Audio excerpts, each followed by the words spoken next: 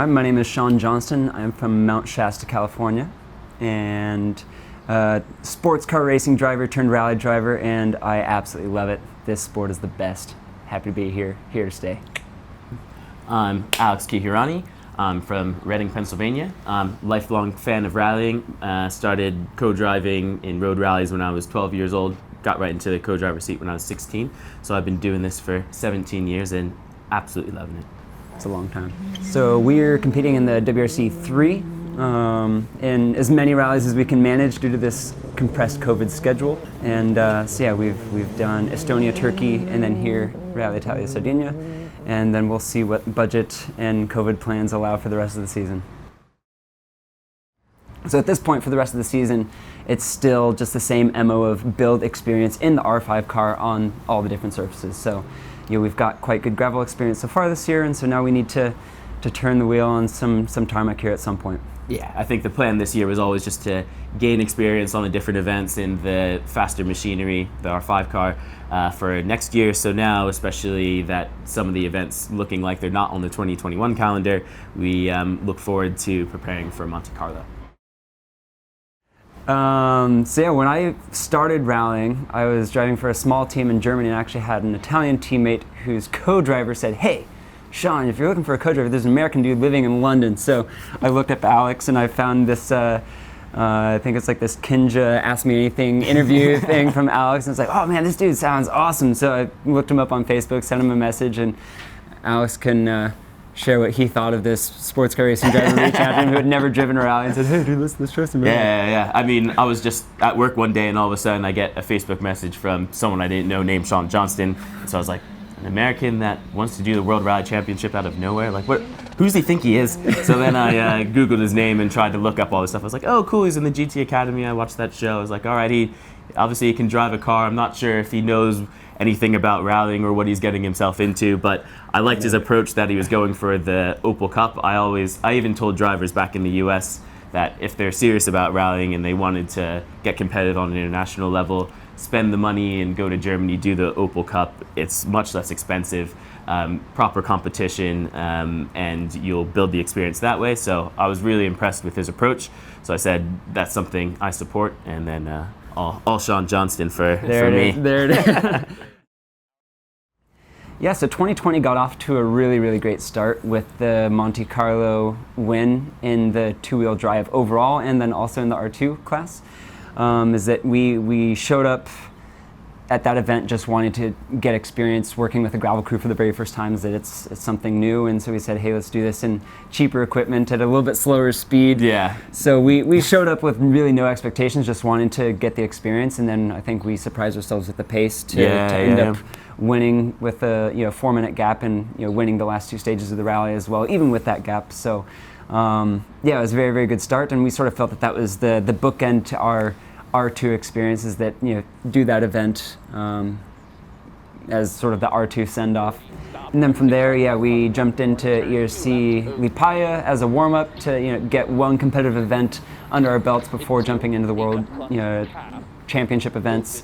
So that went well, as that we had 10th place, or no, top 10 finish, I think it was 9th overall. 9th in the ERC, yeah. And then same again, top 10 finish in Estonia as well. So we've had a string of decent results, and being able to at least every weekend crack the second per K performance threshold, which for me that's competing against the best, is that we want to be seeing that I can be within striking range like that, which I think for my only third season ever rallying and first season in the R5 car, I think we're doing all right.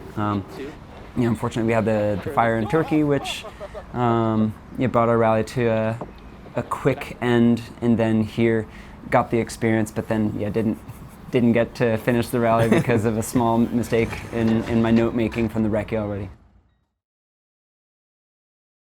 I mean, I think definitely the sort of custom classes in the US need to stay. That's part of the US rallying culture, being able to build these unique cars that you don't see in Europe, and that gives it kind of a unique characteristic. I like that there are classes for, I think the most important one is having a competitive R2 class, because that is sort of the car that gets you then competitive in Europe. The tricky thing with the R5 class is okay, the cars are quite expensive. If you're going to work through the ranks at an international level, you probably start at R2, not necessarily R5. And then a lot of the manufacturers in R5 just don't exist in America. There's no Citroen in America. There's no Skoda. So it makes it a bit more challenging. But I'd like to see at least R2 be like the competitive class for people that want to make it on an international scene, and give that step up into connect U.S. rallying more to the World Rally Championship and what's going on in Europe. But you don't want to lose the flavor of that makes U.S. rallying unique and also accessible. Well, I once was a high schooler with not a lot of money and had about $1,500 saved from my paper route when I wanted to go rallying. So, the way I started, and I think the best way for anyone to start, is go to rallies and work them. There's lots of places that people don't want to do, like working time controls, where you learn how the event works. And doing road rallies or navigational rallies to gain that experience, and then just get in the co-driver seat. It's a lot cheaper to get into the co-driver seat, and you'll learn a lot about how to drive the car as well from watching the person next to you and how the event works. And then maybe once you're able to save a little bit more money and you still want to drive, then hop into the driver's seat. There's also cheaper ways to start driving with rallycross events in the US, where you can use a regular production vehicle. And my feedback would be to just hop in the sim. Is that the FIA Rally Star program, which I'm assuming, or fingers crossed, we'll see. I'll talk to Jerome Russell and see if we can make sure that this happens. But that there's this new competition coming out, that one of the means of selection is they're going to be taking sim rally drivers that you're going to be able to qualify for the competition through the sim. So for me, is that was my entrance into motorsport, because I also come from a family that I did a little bit of club level karting, but never had the financial means to actually do motorsports on a big proper level, and it was the GT Academy that helped break me into the sport. So hop on the sim is that you can learn a lot about the theory behind what it takes to go fast through that.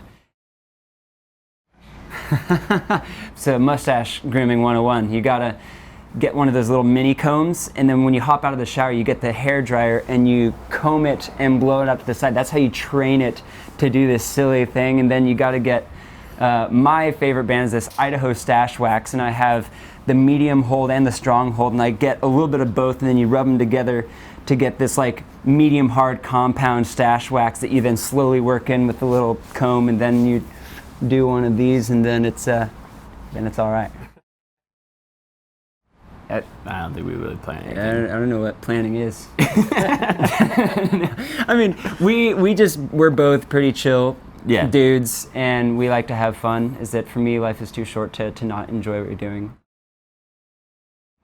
Oh, maybe when he's like erasing his stuff, and or like the sharpenings from his pencils, he always like taps it out, and it's like I got like the lead like all over, and eraser shavings all over the recce car and all over my pants. I'm like, dude, what the hell is looking for all this? It's usually the like 3-4 poops in the morning. Like we're like, it's time to go now. And he's like, oh, I have to take another poop. I'm like, oh, now we're gonna be 10 minutes late. And then occasionally I build it in, and then when I build it into the movement schedule, then he doesn't have to. And then he's like, oh, now we're early. What are we gonna do?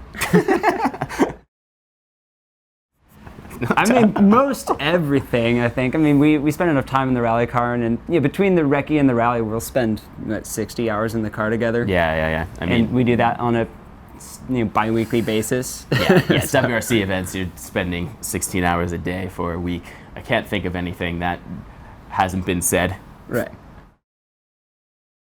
That's a good question. Also, I'll just start with what I think I want to do when I'm done with this, is that I would love to be some kind of outdoor rock climbing, mountain climbing, snowboard instructor for kids. Just like getting kids out in nature as a means of teaching and enjoying nature outside. Is that for me? Is that passions. Yeah, exactly. Is that for me?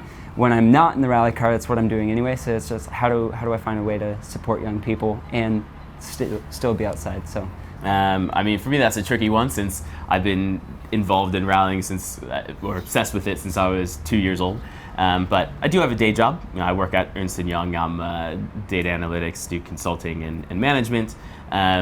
So I mean, I guess career-wise, pursue that a bit more, and of course I'd like to do something that I would say gives back to society a bit more, as far as making the business world a bit more equitable and a bit more fair for everyone else, and have an impact in that way, since my professional career, despite all these years of rallying, has actually gone quite well. So I feel like that's probably my mechanism to get in and do something meaningful in that way.